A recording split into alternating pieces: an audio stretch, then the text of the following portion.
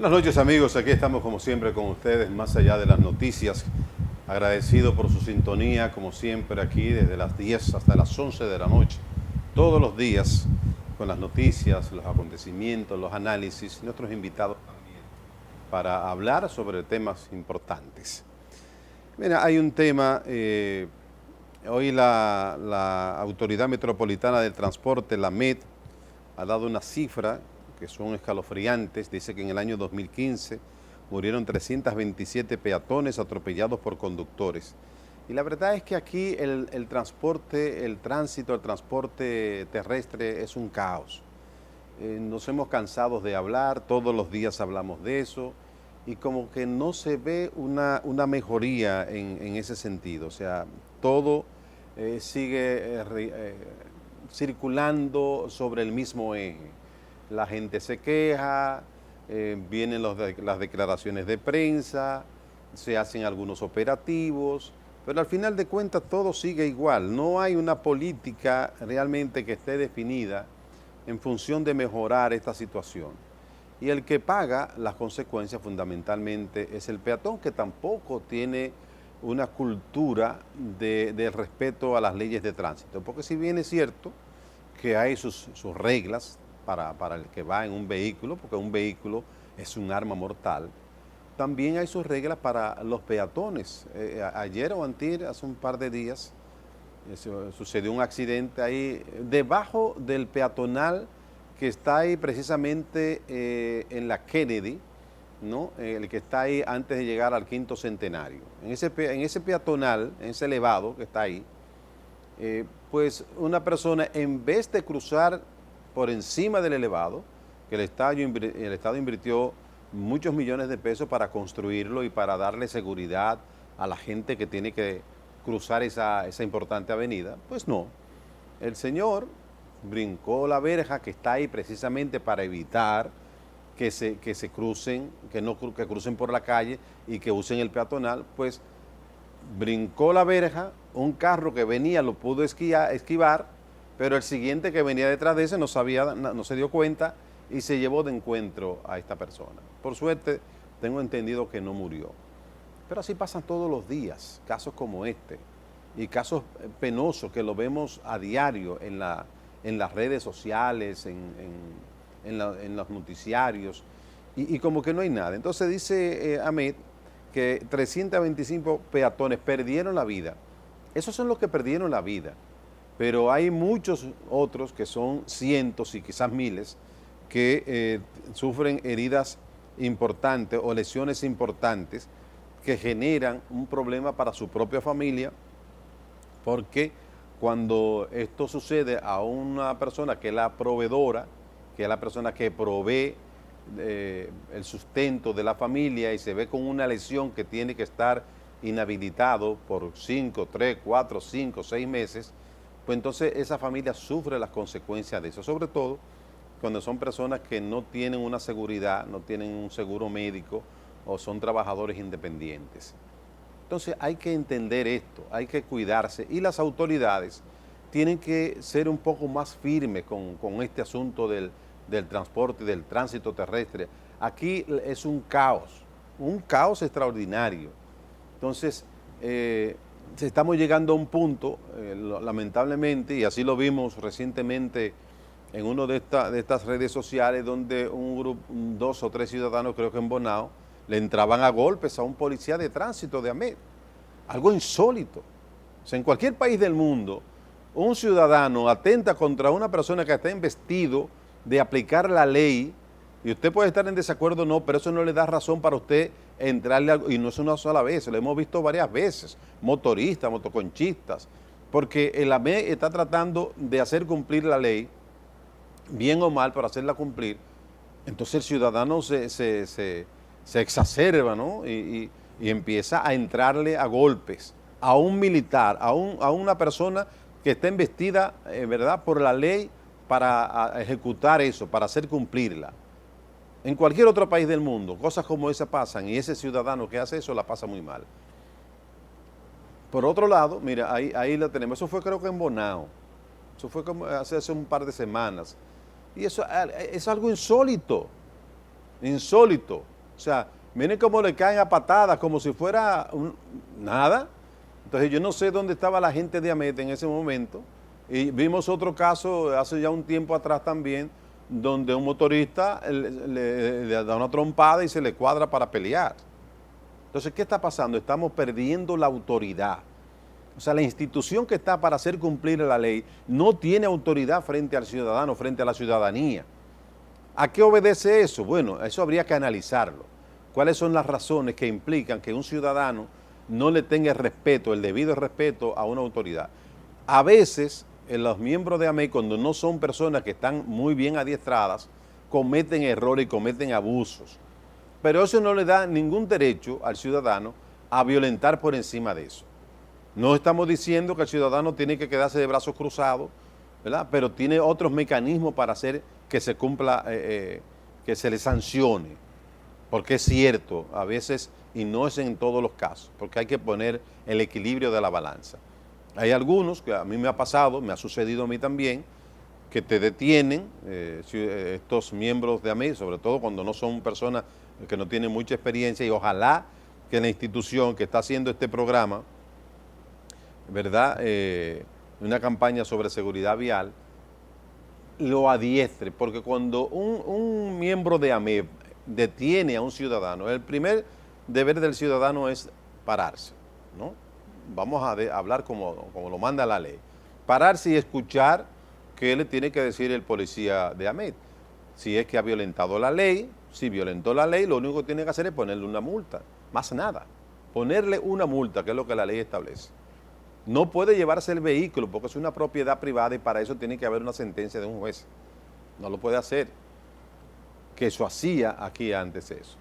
Entonces, pero en la actitud que viene a veces este miembro de AMET, una actitud hostil, como si se tratara de un delincuente, si se tratara de una persona que lo están buscando por asesinato, qué sé yo. Entonces, eso son de las cosas que hacen que la gente se incomode y enfrente de manera violenta a veces a estos miembros de la AMET. Pero, reitero, son las personas que están autorizadas para eso. Yo creo que hay que seguir entrenándolos, dándole entrenamiento, y la ciudadanía tiene que entender que ellos están para eso, para hacer cumplir la ley. Pero cuando la ley realmente se viola y no tienen derecho a llevarse ni un motor, ni a menos que este motor no tenga ningún papel que lo avale, ni que avale al señor que va montado en ese motor como su dueño. Ya ahí entrarían otros inconvenientes que la ley también lo establece. Pero, de todas maneras, este asunto me parece muy bien, un dato fue ofrecido por la Autoridad Metropolitana del Transporte, lo de 327 peatones atropellados por conductores.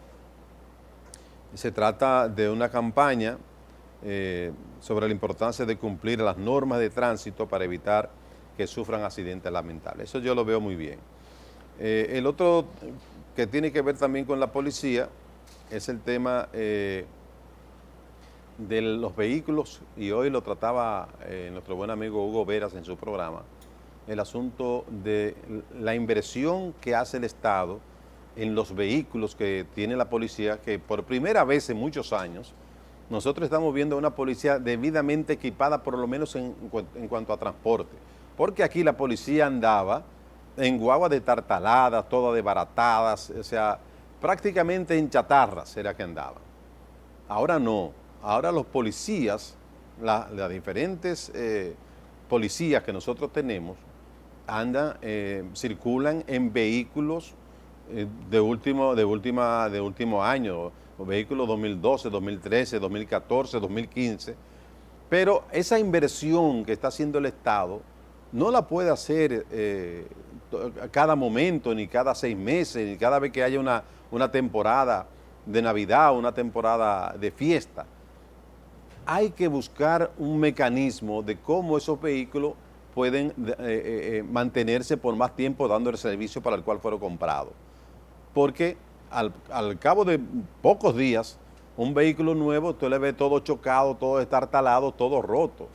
Y uno se pregunta, bueno, es que no saben manejar los miembros de la Policía Nacional, es que son deficientes. ¿Quién los enseña a manejar a estos miembros de la policía? ¿Quién le da el entrenamiento para manejar un vehículo que en algunos momentos tiene que andar en velocidades de persecución, por ejemplo? Porque ¿quiénes los entrenan? O simplemente le dicen, usted sabe manejar, coja ese vehículo y dale para adelante. Porque hay muchos que ni siquiera le saben dar para adelante bien a un vehículo.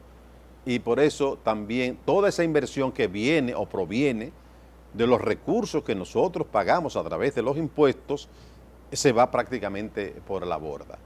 Y todos sabemos que hay grandes negocios que se hacen, esas compras masivas de esos vehículos y de las piezas. Aquí se hace negocio con todo. Pero por lo menos, si se hace negocio, que esos vehículos rindan la labor por un tiempo que sea por lo menos prudente, y que la gente que maneje esos vehículos sea gente que esté en condiciones y que se le dé el debido mantenimiento. Porque ¿qué es lo que pasa? Aquí hay mucha gente que quizás no sabe que un vehículo de la policía tiene 3 turnos.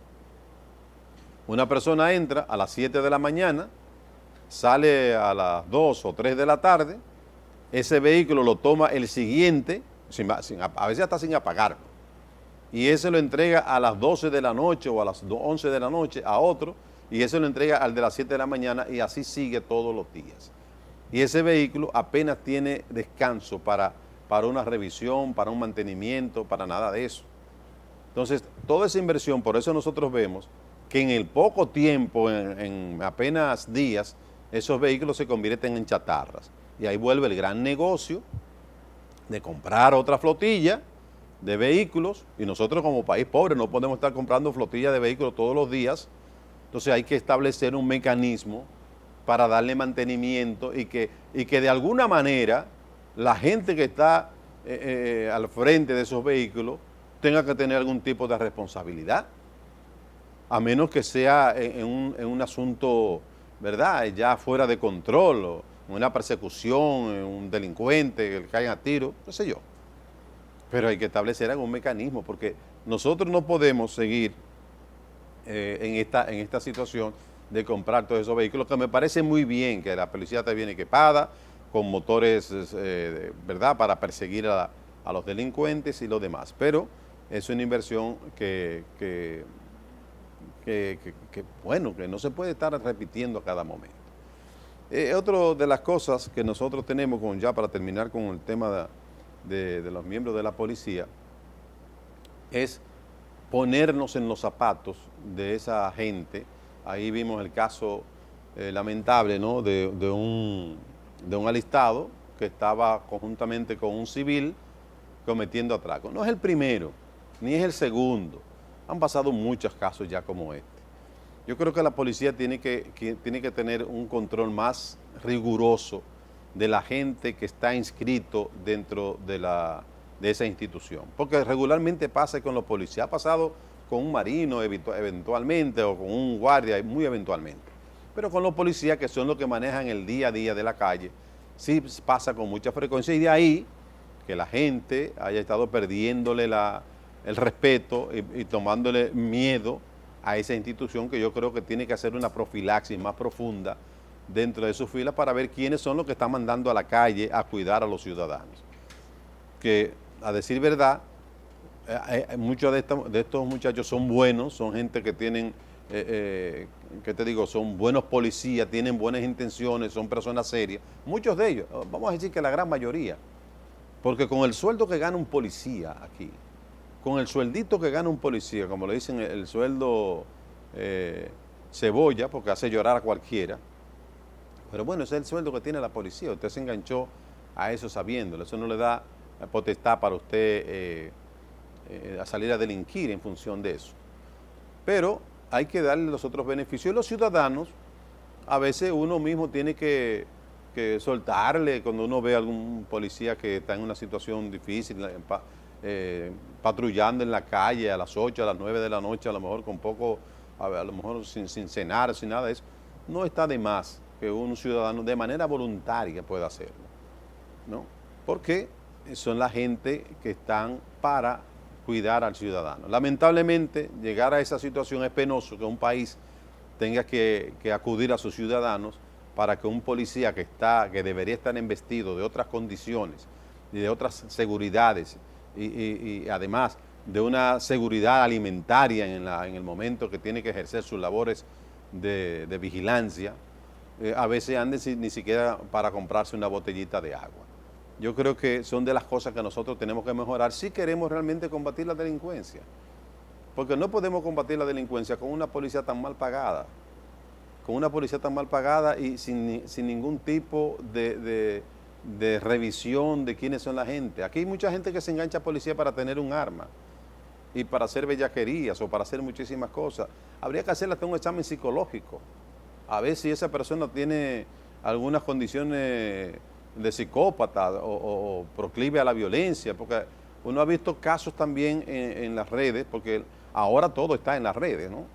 Ahora cualquier información que antes era muy difícil usted darse cuenta, ahora de que pasa cualquier acontecimiento con la policía, al rato está en todas las redes sociales. Y uno ha visto también la otra parte del policía que no es tan honesto, ni que es tan, vamos a decir, tan civilizado con el ciudadano, y que la única forma que tiene para manejarse es con golpes, torturas ¿verdad? Y violencia, como la época de Trujillo, ¿no? O la época de los 12 años de Balaguer, y ya esos tiempos fueron superados. No niego que hay momentos donde la policía tiene que ejercer la violencia porque está investido para ejercerla legalmente, para llevar al control y al orden, porque hay casos, situaciones donde están obligados a hacer eso. Pero son casos extremos.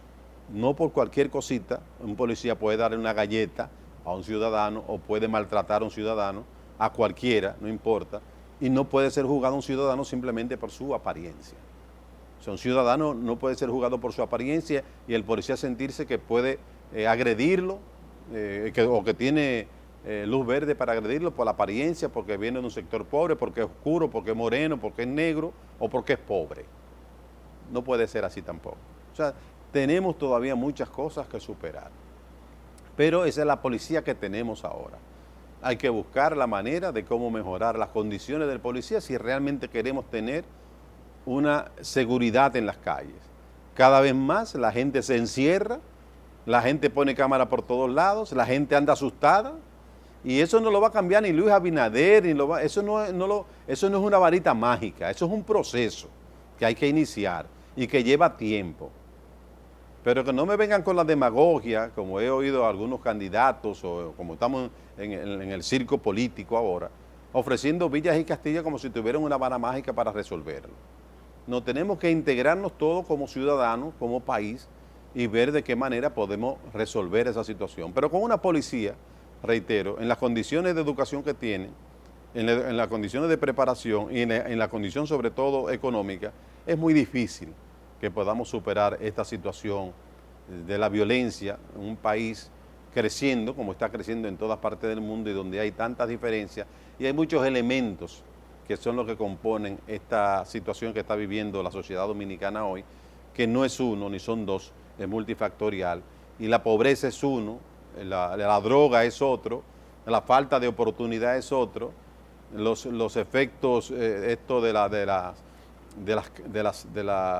propagandas que vemos en la televisión y ese modelo que nos quieren vender, ese estereotipo de la persona que está bien, todas esas cosas, incluyendo hasta la misma música que escuchamos, que influyen sobre todo en los jóvenes, todas esas cosas tienen que ver de alguna manera con la violencia que está viviendo la sociedad hoy y sobre todo el desmembramiento de la familia, que se han perdido prácticamente las partes más fundamentales, los principios fundamentales de la convivencia humana, sobre todo porque hemos visto año tras año, generación tras generación, los problemas de cómo los políticos han sido incapaces de empezar con su ejemplo a mostrar responsabilidad en sus funciones. Vamos a la pausa.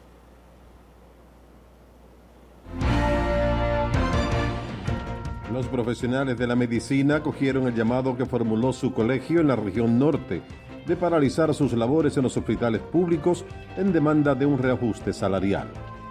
La policía y el Ministerio Público informaron el apresamiento de José Antonio Polanco Ferreras, Abel, de 40 años, quien operaba un centro de distribución de drogas en la región norte y era seguido por la policía en relación a más de 30 homicidios los cuales no fueron especificados. La Organización Mundial de la Salud, OMS, declaró hoy que la mayoría de mujeres en áreas afectadas por el Zika virus darán a luz niños normales y que los exámenes de ultrasonido no pronostican de manera fiable los casos de microcefalia, salvo en casos extremos. El personal médico de enfermería, farmacéuticos y otro se mantienen en la parte frontal de los hospitales vociferando consignas a favor de un 5% del Producto Interno Bruto para el sector salud, aumento salarial, mejoría de las condiciones que se encuentran los hospitales y para los pensionados. El portavoz del gobierno, Roberto Rodríguez Malchena, calificó este miércoles como una insensatez el llamado a huelga en los hospitales públicos convocado por el presidente del Colegio Médico Dominicano, Waldo Ariel Suero. Lamentó que por tratar de lograr objetivos de un sector de la población se perjudique a la totalidad de las personas pobres del país, motivo por el cual Waldo Ariel Suero se ha ganado el rechazo de los ciudadanos y ciudadanas. El presidente de la Junta Central Electoral calificó de inconcebible el informe con el que la Comisión Interamericana de los Derechos Humanos urgió a la República Dominicana a que devuelva la nacionalidad a todos los nacidos en su territorio afectados por la polémica sentencia 168-13 del Tribunal Constitucional. Roberto Rosario afirmó que la República Dominicana es el único estado que en las últimas décadas está llevando una definición de políticas migratorias y criticó que esos organismos no emiten ninguna opinión sobre los países que no están haciendo nada al respecto. La dirigente política Alexandra Izquierdo calificó hoy de funesta la alianza entre la dirección del Partido Reformista Social Cristiano y el Partido Revolucionario Moderno PRM, al tiempo que aseguró que la mayoría de reformistas apoyan la candidatura del presidente Danilo Medina. El candidato a senador del Distrito Nacional por el Partido de la Liberación Dominicana, PLD, Reinaldo Pared Pérez, dijo este miércoles que con él el triunfo está asegurado, debido a que es un líder que inspira confianza, con el que no hay sobresaltos, sorpresas o sustos. El rector de la Universidad Autónoma de Santo Domingo UAS, Iván Grullón Fernández, negó que las autoridades hayan ofrecido un aumento de un 20% en los salarios de los servidores universitarios con efectividad al mes de marzo del año, ni que prometiera un incremento similar para el próximo semestre. Héctor Guzmán, ex vocero de Hipólito Mejía, explicó esta tarde que decidió apoyar la candidatura del presidente Danilo Medina porque el aspirante por el Partido Revolucionario Moderno, PRM, Luis Abinader, se comporta como un niño caprichoso, malcriado y elitista, que quiere manejar ese partido como una de sus empresas. Al ser juramentado por el Partido Revolucionario Dominicano, PRD, aliado al partido oficialista, Guzmán vaticinó que, al igual que el resto de sus empresas, Abinader terminará llevando al PRM a la quiebra. El Ministerio de Cultura negó hoy que se pretenda construir un restaurante en la quinta planta del Monumento a los Héroes de la Restauración en Santiago. Al participar como invitado en el tradicional almuerzo semanal del Grupo de Comunicaciones Corripio, Ochi Sánchez, director regional de Cultura, dijo que se proyecta abrir en la quinta planta un museo donde se vendan comidas ligeras como un bar de tapas.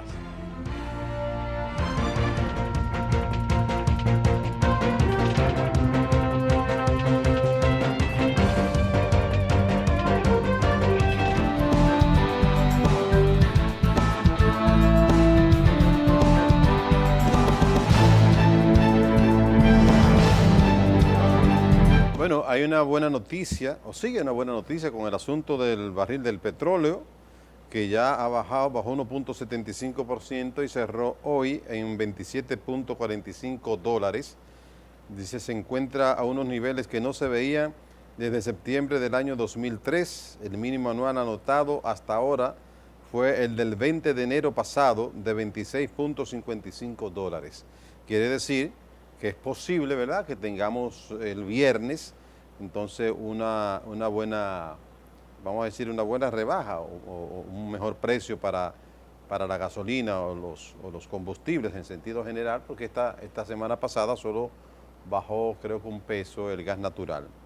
Y hay una información también de que aterrizó de emergencia en Punta Cana un avión, no se reportaron lesionados, eso fue un Boeing 777 de matrícula rusa, tuvo un aterrizaje forzoso en Punta Cana al presentarse fallas en un motor y pérdidas de combustible. 300 pasajeros del avión fueron evacuados sin reportarse heridos. Los pasajeros fueron evacuados por los toboganes de salida. El problema ocurrió a las 7 de la noche de este miércoles, es decir, hace un par de horas que sucedió esto. Gracias a Dios que no pasó nada lamentable. Y el presidente de la República, también en función de esta situación que tenemos con el Zika virus y la preocupación en el mundo que hay con este virus, que lo produce el mosquito Aedes aegypti, el mismo que produce el dengue y el que produce el chikungunya, pues emitió un decreto, el presidente de la República, el número 1516, mediante el cual se priorizan los procesos de las compras y contrataciones de bienes, obras y servicios destinados a la educación y prevención de la presencia y proliferación del mosquito Aedes aegypti en el país. Con la emisión de este decreto, el presidente Medina se adelanta tomando a tiempo todas las previsiones y contemplando las medidas necesarias que pudieran retrasar una rápida intervención en caso de una propagación del Zika virus, aunque todavía aquí no hemos tenido así abiertamente, se han mencionado algunas oportunidades de que hay, pero la verdad es que como que no hay nada concreto. Lamentablemente encuentra a los hospitales públicos paralizados, ¿verdad? Porque Ariel Suero, que lo único que sabe hacer es protestas de este tipo, pues ha paralizado todos los hospitales. De los hospitales donde va la gente pobre, donde va la gente que no puede pagar, donde va la gente que ellos dicen defender en su momento. Y que todo da a entender que aparte de lo que se está buscando, de las supuestas reivindicaciones, todo el mundo sabe que un proceso político como el que se está viviendo, electoral, unas elecciones apenas en unos meses, unos 2 meses, ¿verdad? Apenas menos de 100 días, todo esto tiene estas implicaciones y procura de alguna manera buscar ganar causas, ¿no? Ganar espacio electoral para nada. Ese es nuestro país, ¿no? Y estamos inmersos ahora en este circo político que ya empezó y esto no se va a detener hasta el 15 de mayo, hasta el 13 de mayo, que es cuando 48 horas antes del proceso electoral tiene que cesar, o 24 horas antes, no recuerdo exactamente, toda la propaganda política y sacar toda la propaganda televisiva, radial y escrita de la propaganda política. De todas maneras, eso es lo que tenemos ahora. Hoy se presentó, ya se había anunciado el caso de Héctor Guzmán, del Partido Revolucionario Moderno. Todo el mundo conoce quién es Héctor Guzmán, uno de los voceros más destacados del hipolitismo, de la gente que sigue a Hipólito Mejía, de los creadores junto a Hipólito Mejía del Partido Revolucionario Moderno, quien dio unas declaraciones precisamente en el día de hoy, ¿verdad? Sobre su paso hacia el Partido Revolucionario Dominicano, es decir, su retorno al PRD, y explicaba esta tarde que decidió apoyar esta candidatura del presidente Danilo Medina, dice él, porque el aspirante del Partido Revolucionario Moderno, Luis Abinader, se comporta, y ahí yo creo que está la dureza de sus declaraciones, se comporta como un niño caprichoso, malcriado y elitista que quiere manejar ese partido como una de sus empresas, pero cuando habla de una de sus empresas, al final dice él que vaticinó que al igual que el resto de sus empresas, Abinader terminará llevando al PRM a la quiebra. Es decir, estamos viendo ya dentro del Partido Revolucionario Moderno una situación que se veía venir y parece que va a continuar. Se había hablado del doctor Fello Subreví, ex síndico del Distrito Nacional, ex ministro de Turismo, ex ministro de diferentes organismos dentro del gobierno de Hipólito Mejía y de Salvador Jorge Blanco, que ocupó uno de los más destacados dirigentes del Partido Revolucionario Dominicano, que pasó junto con Hipólito Mejía al PRM. Se está hablando mucho de la posibilidad también de su retorno al Partido Revolucionario Dominicano por las mismas situaciones que ha estado prevaleciendo o que dieron origen a que Héctor Guzmán se fuera del Partido Revolucionario Moderno.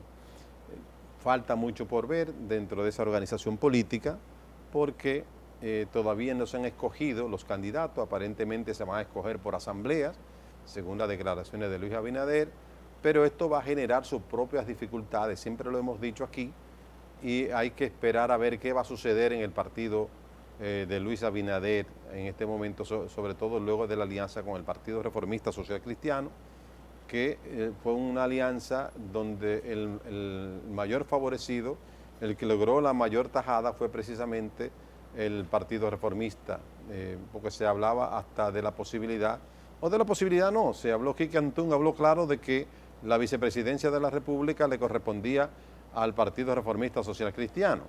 Y muchos de los cargos que anteriormente estaban designados para miembros del Partido Revolucionario Moderno, ahora sucede que van a ser dados a el Partido Reformista Social Cristiano, lo que está generando una situación a lo interno muy difícil, por lo que uno prevé que no quiera el Partido Revolucionario Moderno hacer esta convención, sino hacer estas asambleas para tratar de salvar una situación que definitivamente le va a explotar.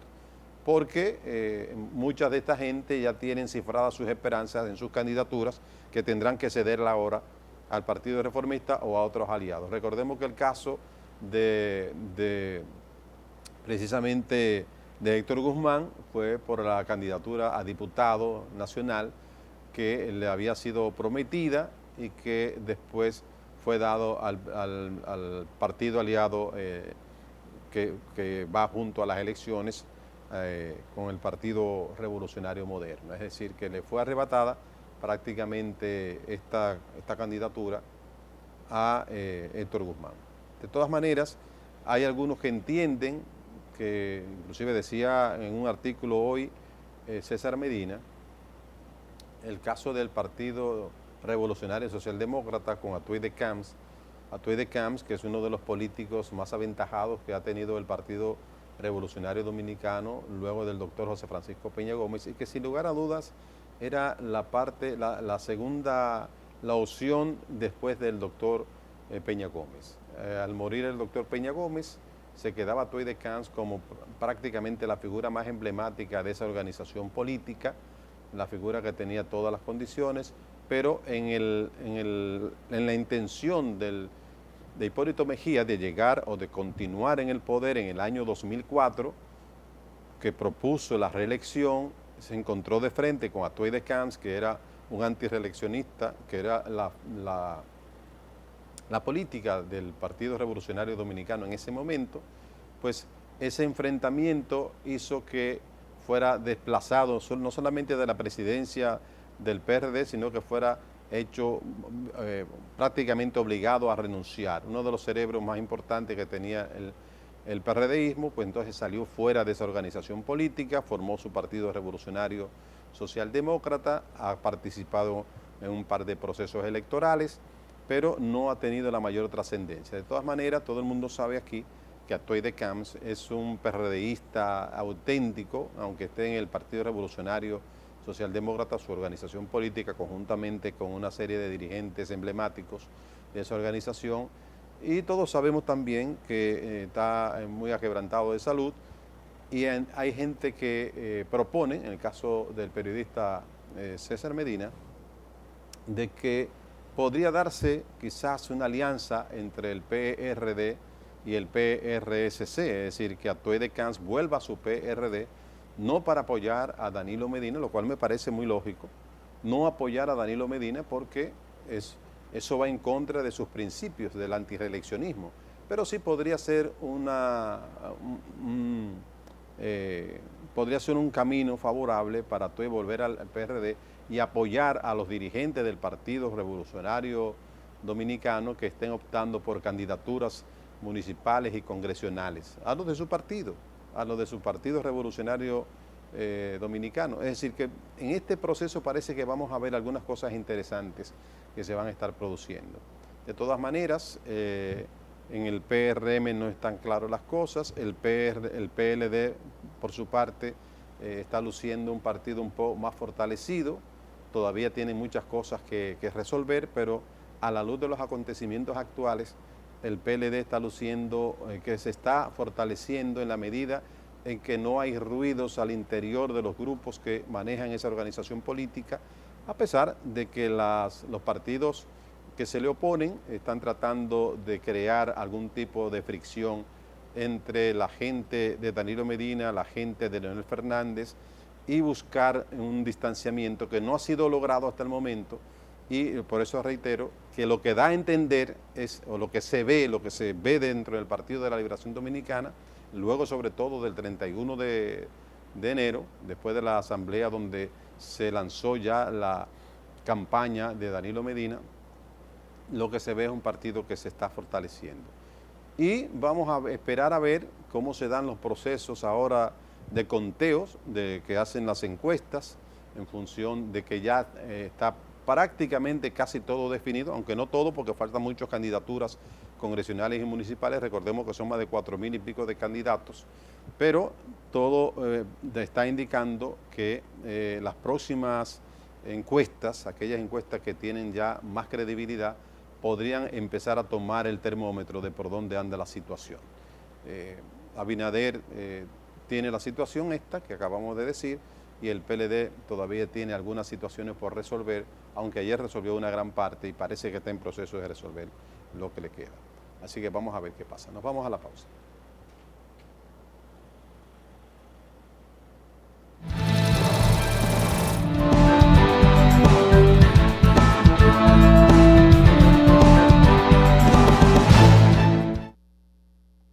Señores, en Santiago ha habido un murmullo que ha llegado aquí a la capital y hemos visto algunos programas de televisión cuando han empezado a hablar en función de que el monumento de Santiago lo vendieron.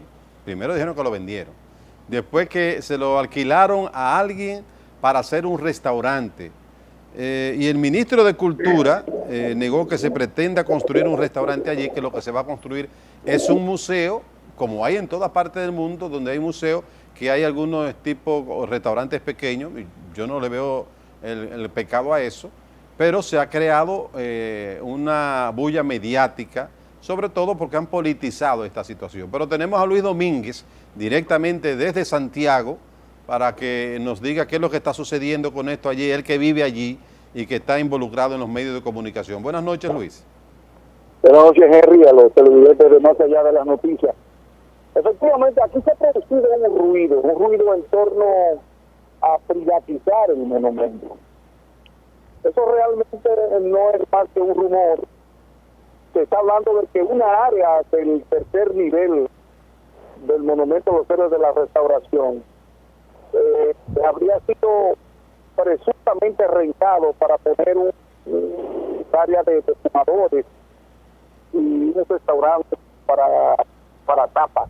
Sí. Como se usa en Europa. La Torre Eiffel, que es un monumento simbólico mundial que está en París, precisamente en el tercer nivel de la Torre Eiffel hay un bar. No, y prácticamente ahí, todos los museos del anualmente mundo lo visitan, sí, según algunos cálculos, alrededor de 1 millón de turistas entra a ese lugar. Así es. Sin embargo, aquí en Santiago se ha hecho un mediático porque todavía el Ministerio de Cultura, la Dirección Nacional de Museos, porque el Monumento de los Héroes de la Restauración es un museo nacional, incluso en el tercer nivel hay un museo del carnaval, dedicado al carnaval de Santiago. Ahí hay unos murales impresionantes de Bela Zanetti, un pintor español que en tiempos de la dictadura fue traído a aquel país para hacer unos murales. En el Palacio del Congreso hay algunos murales de ese pintor Bela Zanetti. Aquí también hay unos murales impresionantes, reitero, ahí en este lugar. Todavía no son más que rumores. Hay gente que ha politizado, pues en tiempo de campaña muchas cosas se politizan. Una de ellas es esa, de que el monumento va a ser privatizado, que va a ser rentado. Sí. Eso es imposible. No, y que se lo dieron también que se lo dieron a la monumento, esposa de Monchi, ¿cómo se de la esposa del representante del Ministerio de Cultura de Santiago, Hochi, y él lo desmintió eso. Sí, sí. Hochi Sánchez. Sí, Hochi Sánchez. Hochi Sánchez desmintió. Pero yo te decía que el Monumento de los Héroes de la Restauración es el sello y símbolo de Santiago. Eso es imposible privatizarlo. Eso, solamente pensarlo, es una batalla. Y te reitero, eso ha sido politizado, porque muchas cosas han sido politizadas en este momento de campaña electoral. Otras están en turno también para ser politizadas. Pero evidentemente que esto no es cierto, de que fuera a ser privatizado el Monumento de los Héroes de la Restauración, sino que se ha pensado, y no es la primera vez, Henry, no es la primera vez que aquí se ha hablado de abrir un espacio en una de las plantas, tiene 5 plantas, el Monumento de los Héroes de la Restauración, para poner un lugar de un restaurante. Lo mismo ocurre en otras naciones del mundo. Yo no creo que si eso responde a los reglamentos que deben establecerse, de que esto sea un pecado, establecer un lugar ahí, un restaurante. Sí, eso, bueno, los restaurantes, Luis, en todas partes, los museos y sitios de este tipo, en todas partes del mundo, están acompañados de sitios para dar servicio a la gente que va allí a visitarlo. No creo que sea ningún problema esto. Pero bueno, antes de que te vaya, Luis, porque ya se nos acaba el tiempo, cuéntanos cómo está la situación política de Santiago, ahora que ya más o menos se han definido las fuerzas, es decir, ya va a ser el candidato Abel Martínez, va a ser el candidato a la sindicatura, ya todo está claro. ¿Cómo se ve el mercado electoral allá en este momento? Bueno, en este momento hay mucho entusiasmo, fundamentalmente para los seguidores del Partido de la Liberación Dominicana y grupos aliados. El próximo sábado 13, el presidente Danilo Medina estará encabezando una marcha caravana que servirá de proclamación para Abel Martínez, candidato a la alcaldía de Santiago. La cúpula del Partido de la Liberación Dominicana, su comité central y algunos miembros del comité político se reunieron recientemente para dar a conocer esta gran marcha caravana. Precisamente esta noche en el Club Sameji de aquí de Santiago hay una asamblea con todos los presidentes de comité intermedio, comités de base, para trazar la línea de esa gran marcha caravana que va a recorrer los 3 distritos electorales de la ciudad de Santiago. Pero ¿cómo está la alianza entre el Partido Reformista y Luis Abinader? Aquí en Santiago todavía no ha sido proclamado oficialmente, aunque ya a través de los medios sí se ha hecho la alcaldía, o sea, la candidatura a la alcaldía por el Partido Reformista y el PRM de José Enrique Pérez. Esa ahora mismo es la situación de esas organizaciones, pero el PRM tiene dificultades aquí todavía, cuando ya el día 15 del próximo mes se cierran los acuerdos y los convenios, todavía el PRM no tiene un candidato a senador por la provincia de Santiago. Están indefinidas algunas candidaturas a diputaciones. La situación en torno a eso no está bastante clara. Lo que sí está claro es que van a llevar como alcalde, como candidato a alcalde a José Enrique Pérez. Bien, muchas gracias, Luis, se nos acabó el tiempo. Muy amable como siempre, darnos estas informaciones directamente desde la ciudad corazón de cómo está la situación política y este caso que teníamos pendiente del monumento de los héroes de Santiago. Señores, gracias por acompañarnos. De vuelta con ustedes como siempre. Mañana aquí a las 10, más allá de las noticias.